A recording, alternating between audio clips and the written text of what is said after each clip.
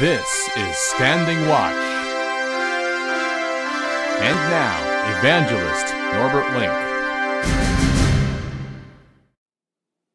Greetings, everyone. Welcome back to our Standing Watch program. Unspeakable images of injuries and death on a daily basis. A people being terrorized by an unscrupulous tyrant. Women with their children seeking shelter from constant bombardment or fleeing their homes, while their husbands and sons and even daughters are fighting the ruthless enemy. I'm speaking, of course, about Vladimir Putin's invasion in Ukraine. An interesting development in the light of biblical prophecies may not be that obvious at first sight, but I feel it clearly exists. I'm referring to similarities between Hitler and Putin, and many have pointed those out.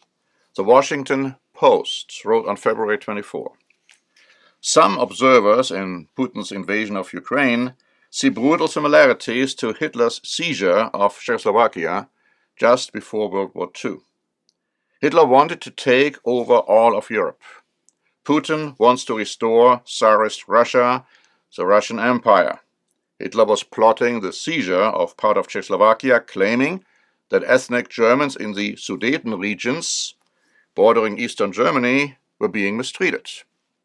Now that's exactly what Putin is saying about Russians living in Ukraine.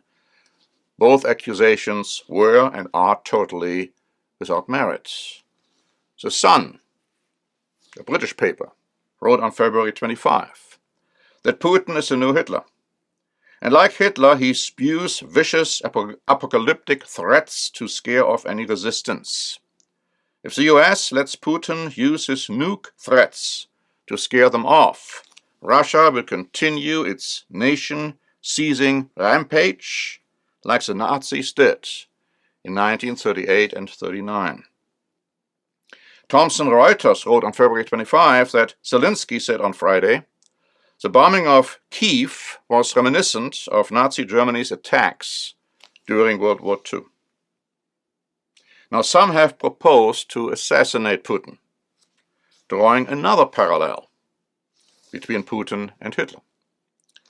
Greenwich Time wrote on March 4 that Senator Lindsey Graham said that the only way to end the crisis in Ukraine is for Russians to assassinate President Vladimir Putin, adding, "Is there a more successful Colonel Stauffenberg in the Russian military?" Referencing, of course, a German military officer who attempted to kill Adolf Hitler. Now, that failed attempt was interesting because, as I will show you, it didn't need to fail in quotes. And many other attempts to kill Hitler failed as well. And they could have been successful, but quote-unquote circumstances prevented their success. For instance, a bomb smuggled in Hitler's plane did not go off. A bomb deposited at Hitler's podium went off too late because Hitler had unexpectedly cut short his speech.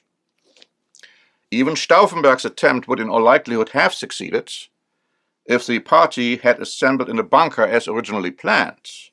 But Hitler changed the location shortly before Stauffenberg's arrival, and the briefcase with the bomb which Stauffenberg had placed next to Hitler was moved to a more distant place before it went off.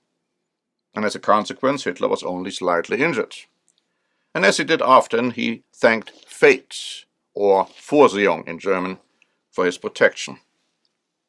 Now, if the history of Nazi Germany under Hitler was repeating itself right now in Nazi Russia under the new Hitler, Putin, then any assassination attempt on Putin would fail at this point as well. As we explained in our literature, Hitler was possessed by a demon, possibly by Satan himself. And so Satan gave him protection until he had carried out his evil devices, fulfilling thereby, together with Mussolini, the short-lived ninth revival of the ancient Roman Empire in Europe. The evidence suggests that Putin is also possessed perhaps by the same demon who possessed Hitler. I feel that the similarities between Hitler and Putin are too remarkable than being mere coincidence. See, Putin has been lying from the outset about his invasion of Ukraine, and he keeps on lying now. He promised and agreed to ceasefire arrangements, only to break them immediately. He follows the desires of his father, Satan, the devil. And the same was true for Hitler. Putin is also determined to destroy the free press and only allow the propaganda of the state press selling his war as a success domestically. Putin's strategy, again, is very similar to that of Joseph Goebbels, Hitler's propaganda minister. When Germany had been defeated in Stalingrad and German troops fled from the Russians, Goebbels' propaganda machine announced Germany's victorious retreat, siegreicher Rückzug in German. All of this points to demonic possession, because the demon having possessed Hitler and who is now possessing Putin follows the same modus operandi. But the most compelling conclusion that Putin is indeed demonically possessed is, in my view, his recent change in behavior. Die Online, a German publication, wrote on March 5. Some argue that Putin has mental problems. Florida Republican Senator Marco Rubio wrote that for many there is obviously something wrong with Putin, and that clear change could be seen in the Russian president. For Condoleezza Rice, too, the man is now another Putin. Rice was first a national security advisor under George W. Bush, then U.S. Secretary of State, and was often present at meetings with Putin. Now, Hitler has been described as mentally sick, which explanation has been used for his mood swings. But in reality, he was possessed. And what is normally not being considered but should be, is that Putin's change is also caused by demonic possession. And as Hitler had to fulfill his task as directed by Satan, not God, Satan, so will Putin. But once that is done, Satan will concentrate on the beast in Europe, a coming, charismatic, political, and military leader of German or Austrian descent, and Satan will possess him. He will give him his power, great authority, setting in motion the great tribulation. And the beast will conduct himself very similar to Hitler's and Putin's activities, because he will be possessed by the same force which possessed Hitler and which is now possessing Putin. We observe with horror Putin's terrible atrocities as the world was stunned and appalled by Hitler's evil deeds and devices. History is repeating itself. But next time, it will be so much worse. When the beast appears, in a short time, the whole world will follow him. Satan's deception will have reached a climax of unparalleled proportions. Only very few will be able to see through Satan's evil devices and his diabolical plan to destroy mankind. You should be one of these very few.